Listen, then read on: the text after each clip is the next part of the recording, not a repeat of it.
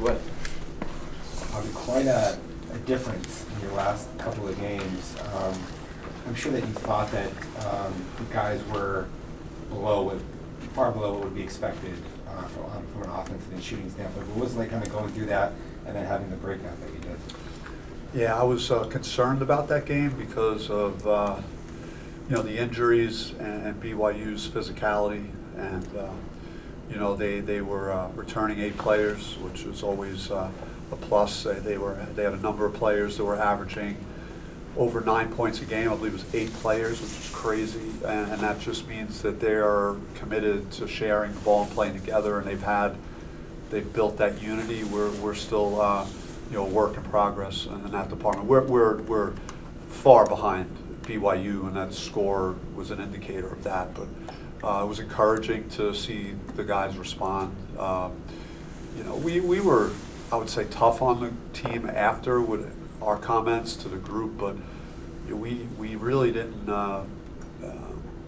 We just focused on ourselves. We didn't really talk much about Vanderbilt that whole day, and just wanted to see how the group would respond, and I think they did in a positive way. So how do you feel just generally about the offense right now?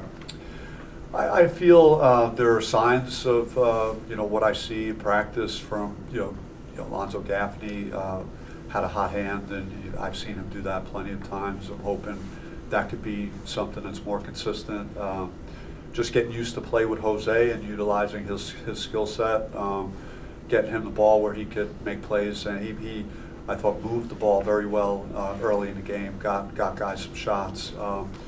There's some nice pieces there. The puzzle is not complete, but Jemiah, I think, took a step in his last game offensively. Thought Bryant provided good energy.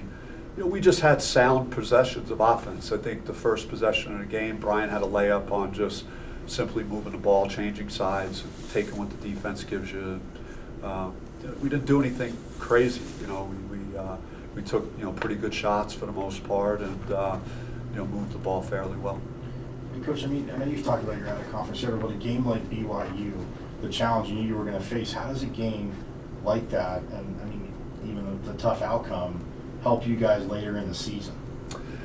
Well, it doesn't hurt you. I think my message has been is, you see where you stand, and you get exposed sometimes. It wasn't a pleasant experience on Thanksgiving for sure to go through that, but it was, hey, this is what a really good team looks like right now at this stage in November, and we're not there yet, so we have to get better and do what we can to facilitate that. We haven't hurt ourselves yet. We've won the games we should have won. We've lost to teams that I think will have really good seasons. We just, we got to figure out with the rest of the non-conference schedule where we could, win a game that's meaningful and not lose any games that we shouldn't. Anything on Phillips, how long he might be out? It's my best guess. It's going to be later in December, and I would say with the nature of his injury to be on the more conservative side, I would say best case would be the Pac-12 tournaments, Pac-12 conference schedule. And then defensively, and I talk about obviously the offense, early season guys getting to know each other and a little bit of the struggles, but how do you feel the team's communicating defensively in those short sample size, how they've grown and performed? I think we battled and fought, both games really. Like the offense was very ineffective versus BYU, but that didn't, until the game started getting away from us, we competed, we challenged them, we wanted to pressure them, not make things easy for them, because they're very much a timing team, and if you saw as they shot the ball, if they have any type of opening, the ball's going in the basket. So, I thought we were able to turn them over a little bit. So defensively, we're doing everything we can out there. We just, we're hurting ourselves at the offensive end, and we're not very deep right now. We're just we're trying to develop a bench. We have guys out. It looks like we just lost Zane Meeks for this game coming up. He's been battling a foot issue that he had when he got to us the first couple of weeks of the summer. So we're ultra thin at certain positions, so we're just trying to do the best we can with it. What have you thought about the bench? Because different games, different guys that you're using. Yeah, searching still, trying to figure things out. Kamari Lands, I view as a starter. I know maybe his numbers haven't shown it yet, but he's got the ability to score, and I think he'll help us a lot over the year. Went to Bryant in the Vanderbilt game to get more interior size. After you give up, 18 offensive rebounds, you got to try and maybe do something different, get a little more size on the floor. So that was the only reason I made a lineup change there. And then from there, it's like, Braylon Green showed me some stuff, in the Vanderbilt game, good on the ball defense, hit a couple of shots, didn't try and do anything he couldn't do. So for a freshman, he really, I thought, performed well. Keel Watson also just, he made a layup. He thought hustled and played with energy. So we'll just see. I mean, every game is going to present us different set of circumstances, and we'll try to continue to develop it. So you either have to play Akeel more or play Jose like a 4 in some of these situations if you have your injuries? Yeah, I think we're gonna, as Bryant goes to the 5, we'll have Alonzo play some 5, and I want to get him at the 4 with Bryant for more size. Kamari already knows the 4, so he'll play some 4, and Keel will get minutes at the 4, and Jose in a pinch. I mean, he's still learning the perimeter, so I'm trying to give him, all the reps at the 3 right now. How about Frankie's defensive efforts? Obviously, he leads the country in steals or whatever. Yeah, I mean, it's been great, and he was very locked in both games in Vegas, and kind of willed us to victory against UMass Lowell with the steals, and he's just got natural instincts and nose for the ball and really anticipation, and he's strong and athletic, so that's a really good combination, in terms of being that type of player that could make those plays. Coach, Jose is obviously one of your better players, but how much does his late arrival kind of delay the team's chemistry and lineup building, I guess? There's always, role, allocation and trying to adjust to a guy that plays a little differently. Like his style of basketball isn't the same as like Frankie and Jemiah, and so those guys understanding where he can be effective, understanding spacing on the floor when he gets the ball, moving without the ball when he has it, because he is a very good passer. If you have an opportunity to basket cut when he has it, especially if our opponent is going to trap him in the post, then there are opportunities. So I think it's, that's where it's an adjustment, for everybody. So back in Manhattan, he led the team in free throws. He's leading you guys this season after Frankie led you last season in attempts. Like, what does this play? How does it differ now, having, instead of Frankie going to the line for you all the time throughout games, now it's Jose Perez? What does that kind of change your guard play? Well, I mean, I'm not opposed to Frankie going more than Jose. I think it's just a matter of like his style of game. He's very crafty, understands angles, knows how to get guys off balance a little bit, really uses his footwork, spins, shot fakes, and gets the defense off balance, and he just knows how to play.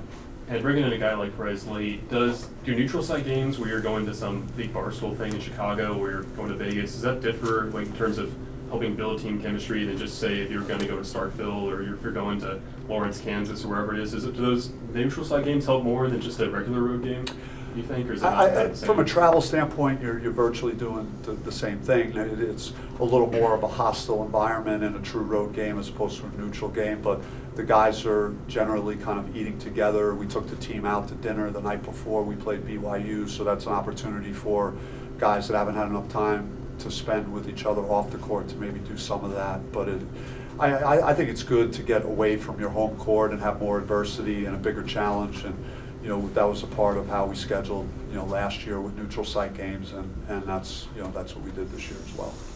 What have been your first impressions this year of just the way Alonzo has been able to overcome that injury really quickly and then have the shooting night that he did? Yeah, in your most desperate moments, you're always looking for someone that you can count on and say, wow, because the morale of the group was not good at like midnight of Thanksgiving, and then probably worse at 10 o'clock the next morning at breakfast, and you just feel awful. So you're hoping that someone is gonna step up to the plate and turn things around, and I think he was a big part of that process after the BYU game. Coach, could that shooting game, like going 7-12 in the first half and 3, is that a way to jumpstart an offense going forward, or is that just a good shooting night? I mean, it's I would not allow him to take the threes that I allow him to take if I didn't think that he could make them like that. I've seen it enough in practice and in other games, and if you watch his shot, the mechanics of his shot are pretty elite. And when he is locked in and he's shooting the ball like that, when it leaves his hands, I have tremendous confidence that it's going to go in. So the way our offense is constructed and the team that we have, especially when he's at the 5 spot, I think he's a weapon to make shots for us, particularly with some bigger players that have a hard time getting out to the three-point line. With the injuries, especially at the front court, does his role change in the offense based on who's out there with him? I just think, yeah, we could spread it a little more, open up the court hopefully a little more, and as we start proving that we're a better shooting team than we've shown the first few games, then I think defenses will have to honor us, from the perimeter more consistently. We've got to get more guys making those type of shots, and I think our offense has the potential to improve. I like that we didn't strictly just settle for jump shots, though. I think our percentages were good, and the percentages of threes we took relative to twos was very good in that Vanderbilt game. How much do you look at that when you're kind of analyzing a game, kind of 3-2 percentage? I mean, I pay attention to it. You don't want to have something be out of proportion, and certainly sometimes it's a measure of how engaged you are if you're settling as opposed to being in attack mode, trying to, and I think the way we were making the threes, was in the flow of our offense. It was off of one cross-court dart that Jose threw right to Zoe for a 3. I mean, that's just good basketball because you're getting a chance to read the defense and the players shooting the ball in rhythm. So it depends the quality of the shot more than over-analyzing those percentages. Coach, what does Sam Houston State do really well that makes you that makes them such a good team, makes them tough to? They're a feisty team. They're scrappy. They force over 17 turnovers a game, so they're going to challenge us. They're going to, get in some passing lanes. They got good athleticism. They average 29 free throws a game, which is a lot. That's a sign of just how aggressive they are to attack. Kid Barnes on their team is averaging 19 points a game versus their 2 power conference opponents, Oklahoma State and Ole Miss. So he's performed very well in those type of games. And they're a team that won a lot of games last year, is used to winning, has that winning culture. They were in a 1-possession loss at Ole Miss, so they're certainly not going to be intimidated in this surrounding. Do you think this could be one of the toughest overall non-conference schedules that you had? Possibly in terms of, especially the opponents that are the quote-unquote bye opponents. There isn't really a breather on our schedule in that regard where you show up and win, especially with what we're dealing with guys being unavailable, whether it's injury related or others.